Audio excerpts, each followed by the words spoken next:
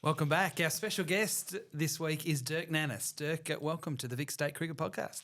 It's good to be here. I'm a little bit nervous. I'm nervous as well because you've got so many good stories to tell and I want to try and get them all out of you in whatever time we've got. So it's going to be difficult. I'm lucky enough to spend a fair bit of time with you over the journey. Tell us, and I know sometimes you get frustrated with this question, but I'm going to ask it anyway. Are you a better skier or a better cricketer? I'm a more passionate skier. I reckon I'm a better cricketer, but I like skiing more. Cricket hurts. I just recently went on a Masters tour. I haven't played in 7 years. Went on a Masters tour. Actually, that's a lie. I played a third 11 game for South Yarra last year. But apart from that, I haven't played for 7 years, and it just hurts. But I found out that I missed the competitive stuff, and you don't get that. And skiing, you never really got it. Yeah. So, but this year I skied, 35 days at Mount Buller, and I'll ski another 45 overseas. So I've got the love back. Actually getting better at skiing. Right. Yeah. So, because often when we think of Dirk Nannes, we think of cricket, skiing and playing for two countries in Holland or Netherlands and Australia. Does that not so much annoy you, but always the link back to skiing? Oh, you're the skier that became a cricketer, or is that just part of your story? That's part of my story. It doesn't worry me at all. I probably identify and still do probably identify myself more as a skier than I do as a cricketer. Cricket was something that growing up I never wanted to necessarily be. I played backyard cricket with my brother, and I at 23 or 24 realised that I bowled pretty quick. But it wasn't something like particularly a lot of people in the state system who recognise really early that they're pretty good. They play representative teams, they go up in all the squads and all the under 17s, 19s, all that sort of stuff, and they play in a group together. I never had that because I was never that good as a kid. I was a scrawny kid until I was sort of 21. And I only started bowling fast when I was strong from all the weights and stuff I did for skiing. And I didn't do a full cricket season, I don't think, until 27, I reckon, or 26.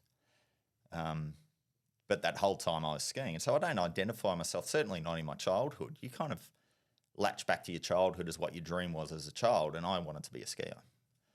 And then cricket came along. It was great. I was good at it, and I was good for a period, and it was an awesome job, don't get me wrong. And I love cricket. But it's not something that I necessarily identify as. Certainly not in the house and stuff. I don't identify as a cricketer. I think I'm more a skier than a cricketer. But everyone knows me as a cricketer. And playing for Holland. I played for Holland for 3 days in total. I was in the squad for 2 weeks. We played a game at Lords. 2 days later, we got crunched by Pakistan, and my next game at T20 cricket was for Australia. Yeah. But if I travel to India, everyone knows me as a Dutch cricketer. Yeah. So it's pretty weird. And I recognise when I stand back that my story's very unusual, but for me it's the only story I know, so it's pretty normal for me. So did cricket get in the way of you, say, becoming an Olympian? Or No. Because you're a World Cup level skier. Yeah, but so this was at 1998 Olympics. Where was that? Nagano. After that, I think they took 3 people to those Olympics. I think in Australia I was ranked 4th at the time, and a few of those guys were retiring. So if I hung around for probably another Olympiad till 2002, if you keep developing and you keep getting stronger and better, maybe I would have gone there. But I remember a day sitting on a chairlift at Mount Buller. It was absolutely pissing rain, and we were doing snowplow drills, just technical drills, and it was bucketing rain. And my mates were down at the Karura, watching the footy on the cans, having a great day, and there I was doing snowplow drills, and I thought, I can't do 4 more years of this. And at that stage also, I'm at uni working in pubs for the year, because it's not professional. I'm working in pubs for the year to pay for my ski trip overseas to compete. And so I'm continuing this perpetual round of being poor the whole time. Life's got to move on.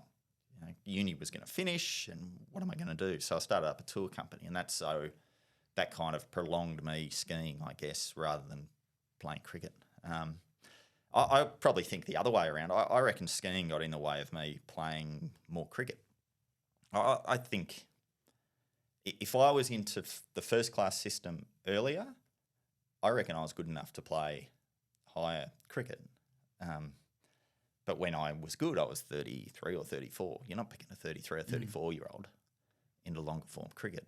And, who knows, time again, if I played cricket a bit more, I might have a bigger house. But I can't change what happened. And I wouldn't go back and change what I did because I love it. And I loved the camaraderie of skiing, where you have a day where it's almost like skating culture in a sense, where you are almost cheering on your opposition who are learning and pushing the sport. You're just stoked for these guys who are learning and pushing things, and that would never happen in a million years in a cricket environment. No way would that happen, because it's just so cutthroat and it's me versus him, and he's got my place and all that sort of stuff. But in an individual sport, it's me. If I want to work hard and get better, I can. If these guys are better than me, well, what can I do about it? I can either work hard or enjoy the journey, work hard at the same time, but enjoy the journey with them as well. And that's what I really enjoyed. Yeah. So did you have mates, or was it family that said, Dirk, you got to have a go at cricket. You bowl fast. Like, with the pressure to come down and play in the seconds or just fill in because, you scare us when you play with a tennis ball in the backyard or whatever. How did it come to pass that you actually started to play cricket? Not even at Premier level at this stage, but to get back to playing on a Saturday.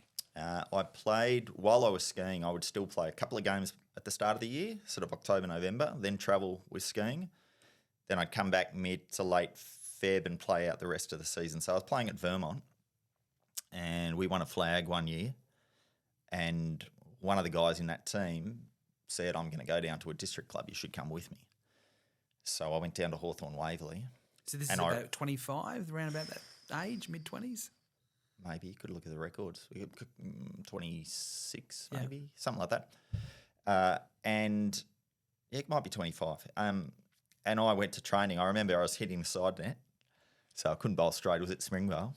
And, we went down there. And then the mate came down, and the first session didn't come back. So it was just me. And I made some great friends there, fantastic friends. And eventually, after a few years of sort of playing second 11, it was Peter Roach who said, you know what, I reckon if you hang around for a year, you'll play for Victoria. So actually the next year I gave it a go. And that's when I played my first representative game. So never, not even Hatch or whatever all those, I don't even know. Yeah, I don't even know what all those are. But my first one of those was a state second 11 game on the MCG when Glenn McGrath came back from his rolling his foot in the Ashes in his comeback game. That was my first ever representative game. And then I think a month or two later, I played for Victoria. Then we played, my second game was that 900 game. And we'll get to that. Oh, we'll get to that because that's worth talking about. So I'm just interested in, Peter Roach sees something. There must have been someone else that saw something. I know you bowled incredibly fast, but to say, hey, there's some raw talent here that we really want you to stick at this because this could amount to something. Because you've got to have someone to almost believe in you. I guess that was all I really needed. I just need... I'm someone who just needs a little bit of validation. So I don't generally like putting in work unless I know there's going to be a result, or feel like my effort is warranted or needed or anything like that. If someone says, Dirk, we really need you to do this and it'll help, then yes, I'll do it. But that was almost the validation I need. If you hung around a season, you'll play. That was sort of the thing that made me go, oh, okay, I might actually be okay at this. Was it a job? And it helps. It helps because I'm quick with the wrong arm. There's not that many people who do that. Yeah. It was only years and years and years later that it was funny, we were sitting around having a few beers with Hodge and a few others, and we were trying to work out one year, it was when all the IPL and stuff was going on, we were trying to work out, I wonder how much the baseballers work out. I think we worked out that if you were one of the top few, we worked it out with population, and ratios and all this sort of stuff, that if I did what I do left-handed in Major League Baseball, I'd be on 11 million or 15 million US a year. Let's go, oh, we're in the wrong sport. So were you always quick? So like even say the Nets at district cricket, I know you went to Fitzroy as well.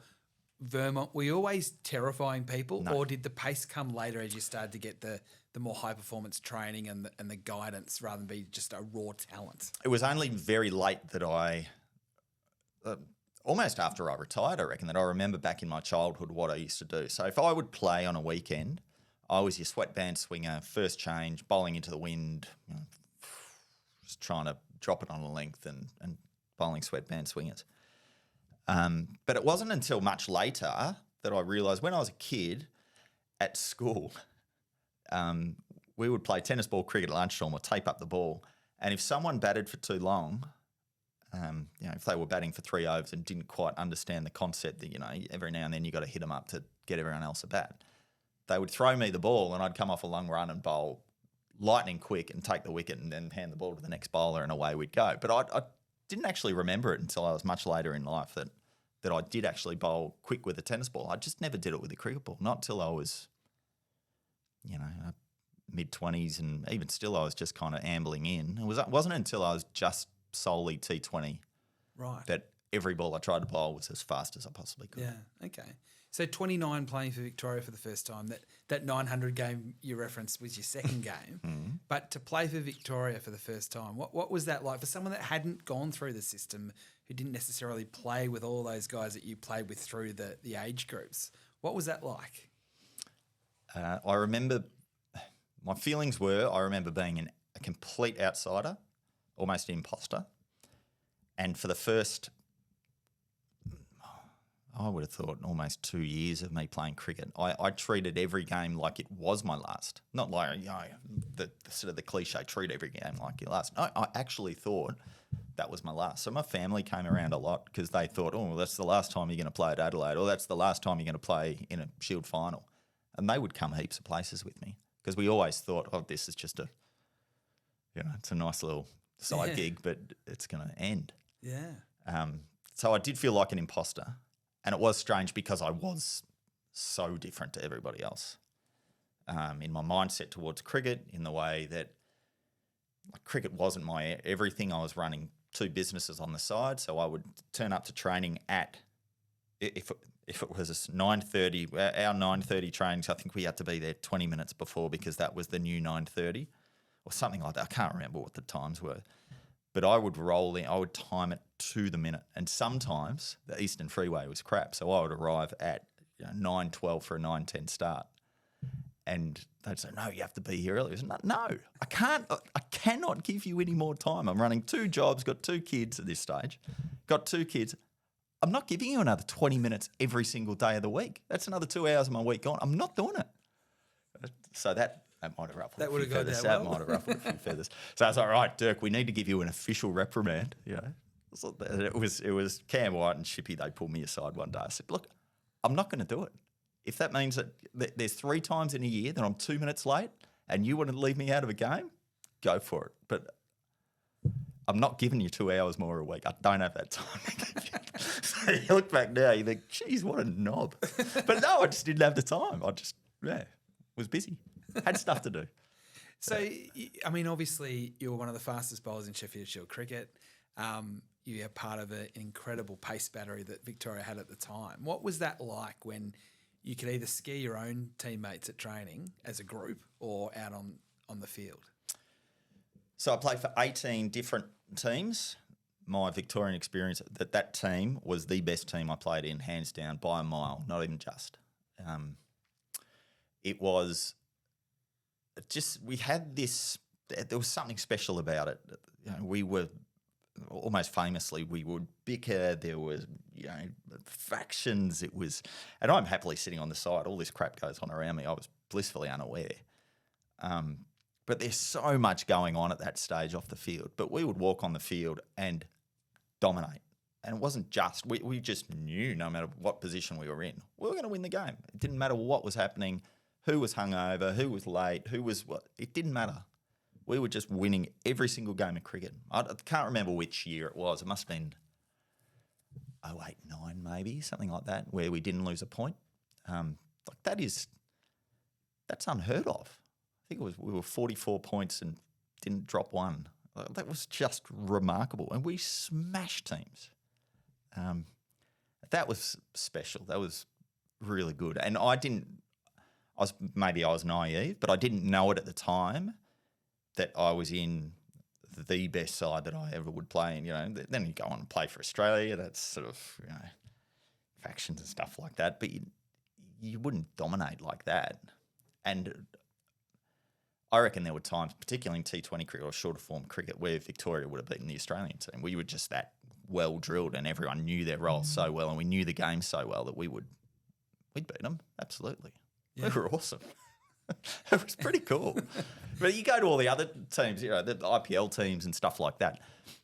Tactically, never as good. We were extremely well led, and I think the difference with a state side like that is you get in this groove where you're there for 12 months with the same group of people, and that doesn't happen everywhere else. So you can have the best cattle in the room, but that doesn't mean you're necessarily going to play the best because you're not a team, I guess. So you had a different perspective because cricket wasn't your everything when it is for so many people, and you don't start your first class career until 29. Does that help, do you think? Absolutely. Just have a broader view of the world, so whether it's resilience or whether it's understanding that, not everything's rosy, that helped you? I think a lot of people get carried away. After all, I just throw up a cricket ball a bit faster than the next person. It's not, I'm not saving the world. I'm just bowling a cricket ball pretty fast. I think people get carried away and lost in that, that idea that cricket is everything, and it's not. Yeah, it's a great thing for a part of your life, but you're not defined by that. I'm 7 years after I retired, and cricket feels like a whole lifetime ago. It's got nothing to do with my life apart from sitting here and a bit of commentary here and there. It's got nothing in my life, work wise, all that sort of stuff, family wise.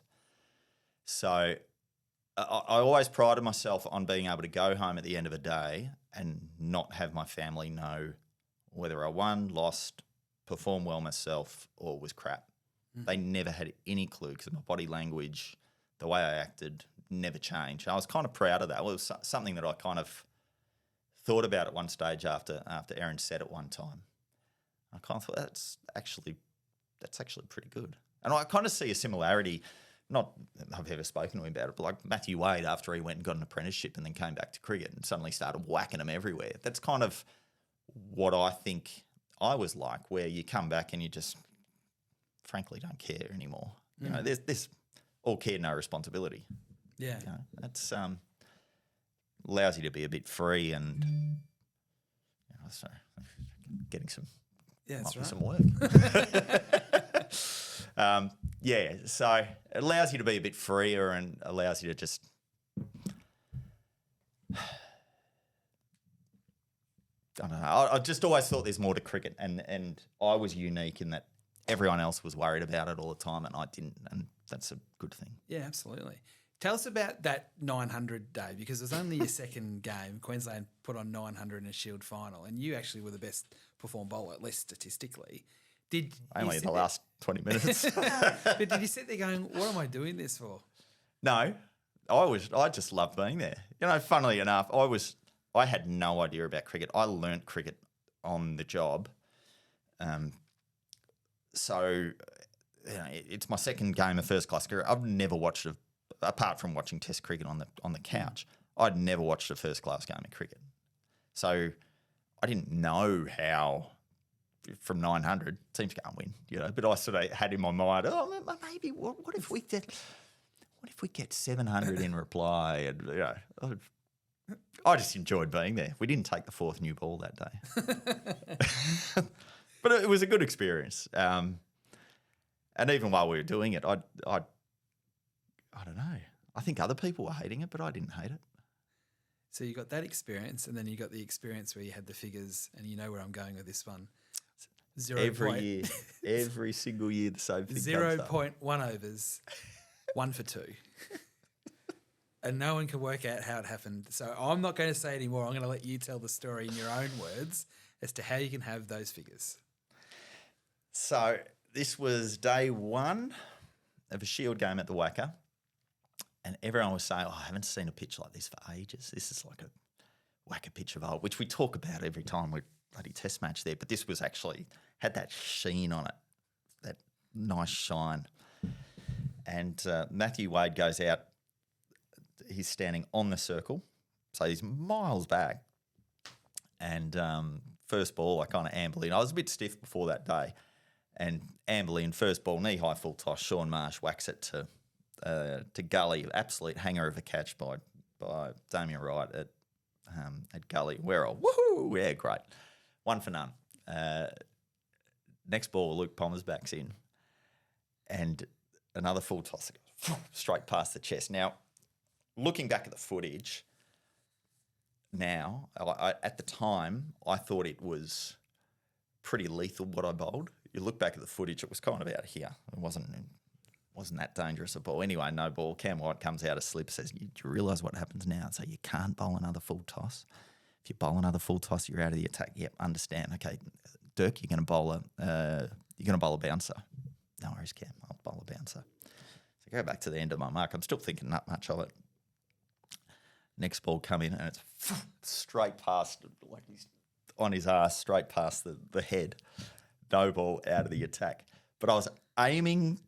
The thing with it is I was aiming for a bouncer, and it half volleyed Matt Wade on the circle. So I've missed by 40 metres.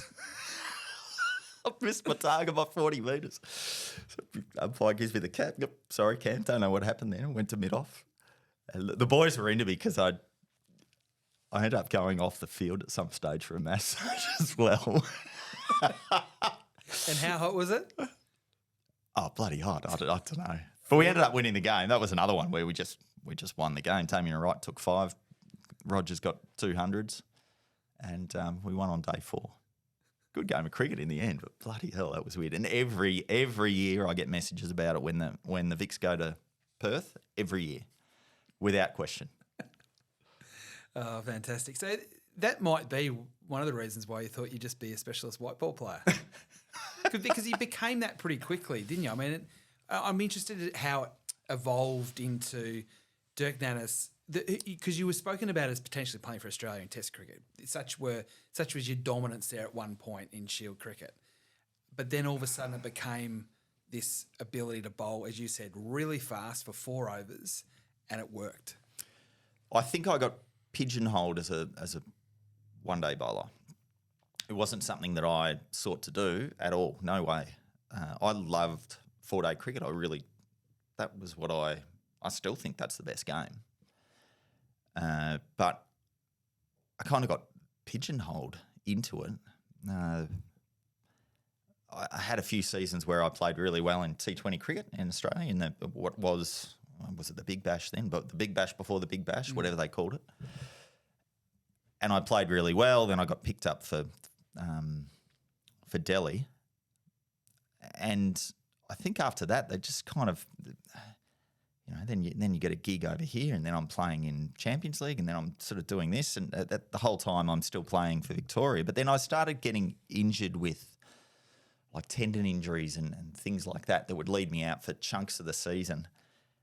But I couldn't bowl sort of a 20-over day and then back it up with a 20-over day the next day. But what I could do was bowl 4 overs still. And for some reason, all the boys give me crap because I always was right for T20 season. I'm probably right. There's probably a bit of truth in that. But I was always right for T20s. And so, once you sort of get injured, I remember the time that I decided to retire was after a Shield game. My last Shield game was at Adelaide Oval. I did a hammy tendon, and I just thought, what, every time I come back for 4-day cricket, I might play 2 games in a row, then I'm out with something else.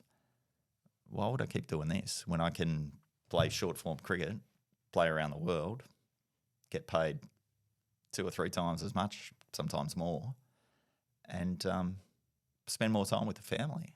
It ends up being kind of a no-brainer. It was perfect for you, wasn't it, really, with your lifestyle? Yeah. Not so much your attitude towards cricket, but how you saw cricket. it all kind of the planets aligned that this was perfect for you. Yeah, and the boys always gave me crap for turning up. I was the first player to turn up to cricket in a business suit. It was a job that I kind of, not clock on, clock off, but there was always a sort of I guess from where I came from before, there's a financial outcome. It is a job. I had lots of other things going on. This was one of many different jobs. It's taking X amount of time out of my life. It has to deliver, otherwise I'll go and do something else. It was part of your life, not your life. Yes. Yeah. So, of course, you sit there at that stage and kind of think, what's best for me and the family? Of course. And that was, I guess, part of the friction of when I stopped playing for Victoria. It was strange. So talk to us about that, because you were there at almost the start of the explosion of T20 cricket and what the IPL became and all those sorts of things. And you had choices to make. And, Victoria still wanted you to be playing for them, but it said you had choices to make, and there was extraordinary amounts of money on offer for you. So I'd love to know more about that whole period, because it was when cricket was at an interesting phase, to say the least. Yeah, so it was, at the time, it was Chris Gale, Sean Tate and myself. We were the three. And we were basically the first three that went T20 tour around the world all the time. So I had a good chat with Graffy one day. I was actually nervous about talking to Victoria about what I was going to do. It was middle of T20s. He said, "Are you going to play 4-day cricket again?" I said, "Don't know, probably not." And he said, "Okay, let's agree to end it, and then you go and do what you do your thing, and no harm done." So that I kept on playing one day, and we ended up winning the one-day final the year after. But that's when I stopped playing T20. So I ended up going overseas, playing for Delhi that year. And the reason I went overseas and played for Delhi was because it conflicted with the end of the Shield season. So that's why it came to a head, because IPL started before. Yep. And at that time, I'll talk the numbers, I was on $250,000 US with IPL, and I'd have to miss 3 weeks, which means you're missing half your money. So it would have cost me, $200,000 Australian to miss that period of time to play a Shield game. So it's a no-brainer, For someone at that stage, I'm 35, that stage, that's absolutely a no-brainer. And then came the Champions Leagues. So you have the Champions League, and of course Victoria was great at the time, but I had qualified for my IPL team. So you get paid the exact same. Who are you going to play for? Do you bite the hand that feeds you overseas in the IPL, or do you come and play for Victoria? So you kind of make the choice. And if I choose to go and play for my IPL team, Delhi, in this Champions League, Cricket Victoria get compensated for that as well.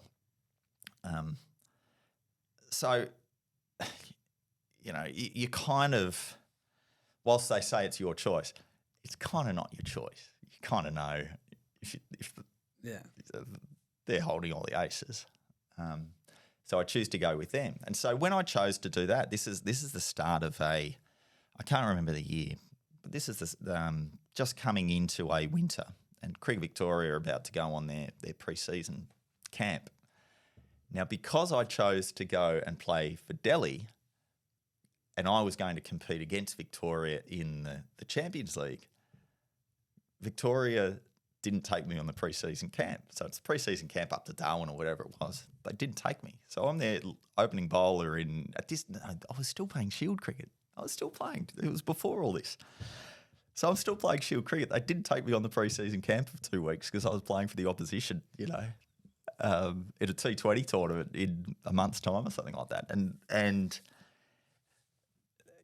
that was just bizarre. And then fast forward one more year, the exact same situation occurs.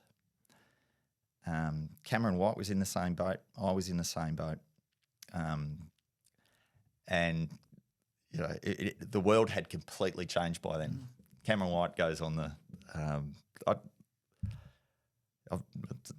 hold nothing against him for doing it, but he goes on the pre-season camp and it was like, Cameron White, he's going and playing.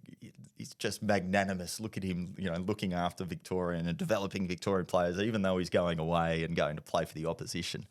And it was just a sign to me that, God, the world changes so quickly. It was a really bizarre time because the year before it was you're turning your back on your state and all your upbringing, you've forgotten where you've come from and all this sort of stuff. And the next year it's completely changed. And every year since then, it's just developing more and more and more and more. But it was hard the first few years. It was hard when I went to Sydney Thunder. So I wasn't playing first-class cricket at all. I was playing for Sydney Thunder in Sydney. Yeah. I got chopped from the Renegades after the first year. And I couldn't bowl in the nets here. So they wouldn't allow anyone to go and bowl in the nets in Victoria because we were playing for the opposition. So it was, I had to go and train down at I had to train at my district club because that was the only people who would allow me to come and bowl rather than bowl to the Vic guys and try and. Yeah. So it was, I don't know, it was strange. It was a really strange time, and I couldn't there was no consistency about it all, and it just made things a little bit difficult. It wasn't bad, but that was the lot of the sort of the roaming cricketer, I guess. So you talk about the roaming cricketer. How many teams did you end up playing for? 18. Have you got all the shirts at home? Lots of them. I've got all of them. Got all 18. I always wanted to keep some. I don't know why. I thought the kids might like them, and I don't know why the kids would want them. Why would you want the shirts? So I must have hundreds of shirts because there's one for every year that you play. Every final you'll have 2 or 3 signed. I loved my cable knit sweaters, so I always kept my cable knit sweaters, even though I'm never going to use them. A couple of times they would give you a tracksuit that was just ridiculous overseas. Like it was so ill-sized or, it'd just be crap. And I keep it for, like my badminton uniform or my table tennis uniform or something like that. But I must have 200 more shirts, I reckon. The Dutch one's the best. Yeah, so what's your fondest memory outside of the World Cup experience, which we'll get to shortly, but of all the crazy places you played, what was an experience that would you go down as your fondest? I know it's hard. Yeah, I lived for a month in Otago, in Dunedin. This was just before I retired. It was actually the point that I realised that I was done. It was 2014, November, I reckon, in Otago in New Zealand. I was getting whacked around the park. But I was there for a month. I think I played 23 rounds of golf in the month. And I was living with Ryan Tenderscarter. We were having a cracking time. We trained reasonably hard, but we played a ton of golf and were loving it. And I'm very loath to say golf was the problem, but gee, we had a good time. And the fellas there were brilliant. I also had a great time. It's more the change room that made things good. Middlesex was excellent, 2008. Again, just great people. Highveld Lions was all right as well, South Africa. But yeah, there's a couple in there that were pretty crap. So the experience of playing for Australia in a World Cup, you did that in the Caribbean T20 World Cup. You were the leading wicket taker for the entire tournament, and you were part of this amazing bowling attack that was just sheer speed. What was that like? And to share with the audience some of the players you played with, and what was that like in the nets and in games with what you had to play with? Yeah, so it was Sean Tate, myself, Brett Lee, Mitch Johnson, Ryan Harris, and Dan Christian were there on the sidelines. I don't think they played from memory. We couldn't all 4 play because we couldn't get through the overs in time. Brett Lee rolled his ankle just before the tournament. I think he was injured, so he didn't end up playing. But we played a practice game where we flat out couldn't get through the overs. And it was the first time. It was actually a little bit difficult because the first time I actually was in uphill into the wind. Because Sean Tate's faster than me, so he gets downhill with the wind, and I get uphill into the wind. So I absolutely loved playing with him. It was fantastic. We had a good relationship, and we were just it was just fun. The fastest one that I ever bowled was at the MCG. We played a game where he bowled 160 at one end, and that was the fastest I ever bowled as well. I was 140, 157 or 156 or something from the other end. And you kind of sit there and think, I wonder if the speedos were out that day. But no, that was a day where everything was just right. The atmosphere was right. The weather conditions were right. The pitch was nice and hard. Everything was right, and we just bowled as fast as we possibly could. It was awesome. And you very rarely get in that situation. There might be 3 times in your career that you feel like you were bowling quick. But that was a time where it was just, no matter what I did, it was fast. And that was great fun. In the West Indies, it was a little bit of a different experience because at the time, I reckon I was bowling with I had a sore back then. So I reckon I had some injuries there, but I didn't sort of get scanned because you don't get scanned before the World Cup. They'll rule you out. So, yeah, it was a really cool experience to do. From a personal reward experience, to be the leading wicket taker in the World Cup was fantastic, great. But it wasn't playing for Australia wasn't fun. That wasn't one of my fondest, cricketing memories. It was great from a personal accolade experience, but in terms of a cricketing memory, it wasn't great because I enjoy more the fun side of things rather than the pure cricket element. Because it was such a strange situation where you played for the Netherlands and Australia within months of each other, really. What was that experience like for the Netherlands? I know you only, as you said earlier, played 3 times, but were part of a pretty amazing game as well as part of that whole experience. Was that fun, or was that different again because it's the Netherlands? That was different because it was almost like I was playing for an amateur side after I'd played for so many professional teams to that point. Everyone in that team were insurance salesman, Burger King manager, debt collector, car salesman. It was all sorts of people who had normal jobs because they're not professional. A couple of cricketers in there, but not many. So the actual experience of playing was really unusual, and the way they went about things, it was the first time I'd kind of gone to a setup that wasn't necessarily a professional setup. We still, because they don't get together all that often, we would do team breakfast, then go for a team walk, then we'll have a team stretch, then we'll have a net session, then we'll have a team dinner and team. It's all about the team. Whereas every other team you go with, it's just as soon as training finishes, everyone's gone. But it was completely different. From a cricketing perspective, the reason I played, it must have been, I'd have to look at the numbers, but I reckon it was 3 seasons where I was the leading wicket taker in the Big Bash, but didn't make the squad of 30 for Australia for the T20 World Cup. Did that annoy you?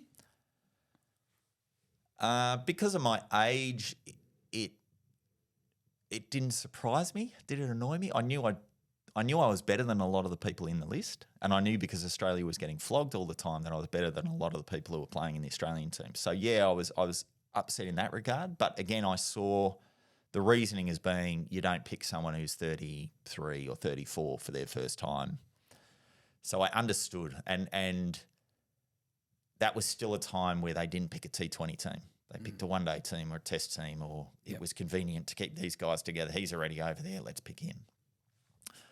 So when the Dutch say, well, come and play for us, well, of course I'm going to do it because I get to play in a World Cup. How cool is this? Yeah. So, of course, I did it.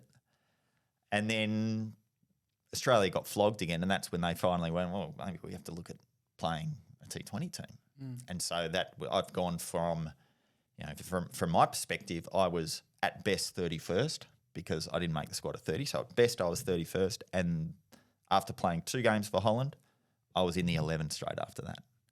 So that was sort of, I guess, almost in some respects, sort of a vindication for being that I was a good player, which I, of course, you like to know that you were good enough. And it was kind of them saying, yep, yeah, all right, okay, reluctantly, yeah, you're good enough, okay, come and play.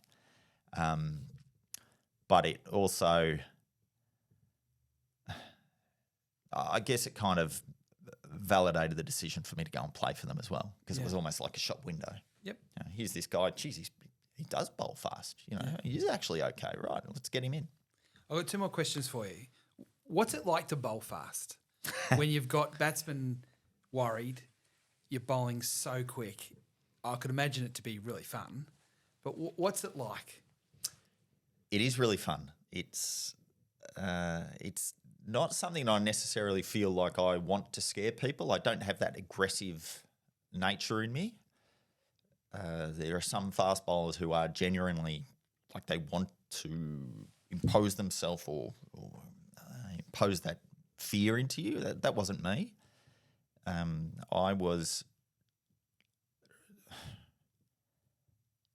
It's great when I'm on top of the game because I was so fast. When I bowled a good ball, I knew I could beat any batsman in the world.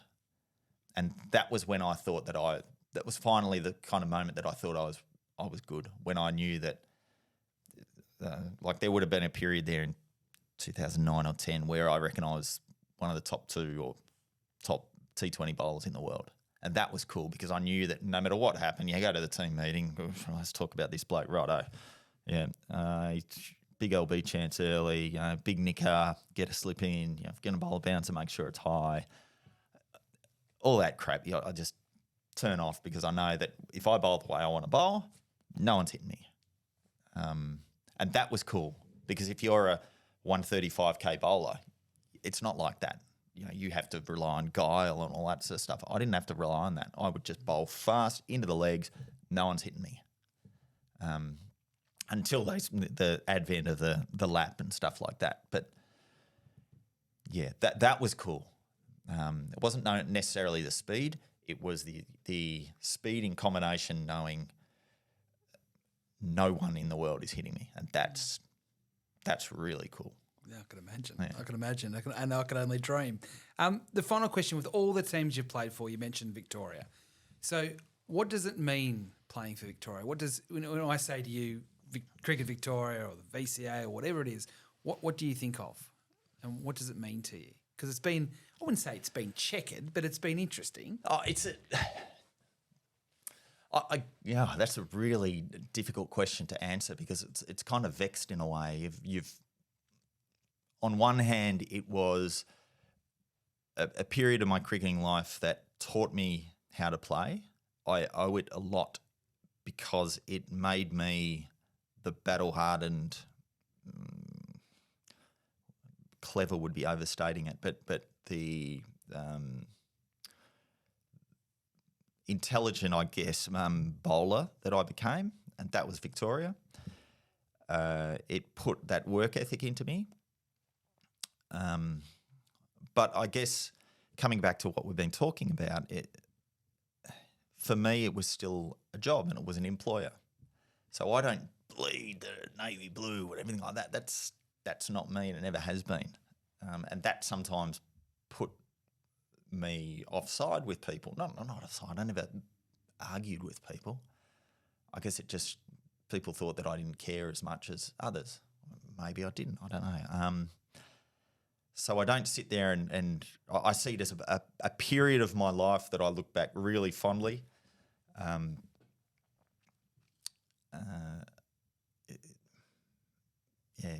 Playing first-class cricket was a great experience, but it's not something that I sit there and think,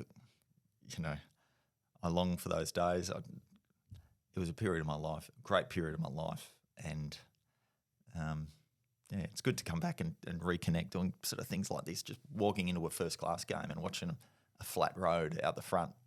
you know, and bowlers having a slog, it makes me remember, geez, I'm glad I'm not doing that crap anymore. Well, as I said, I was nervous about doing this because I could talk to you for hours, and we haven't got hours. But it's a been lot we great. haven't covered. Yeah, it's been great to reminisce with you. I've loved the time I've spent with you because it's not just about cricket, but it's about everything around cricket as much as the cricket that makes you such an interesting person. It's great to have you part of our show today, and good luck with whatever happens next. Thanks for having me. It was good fun, good setup.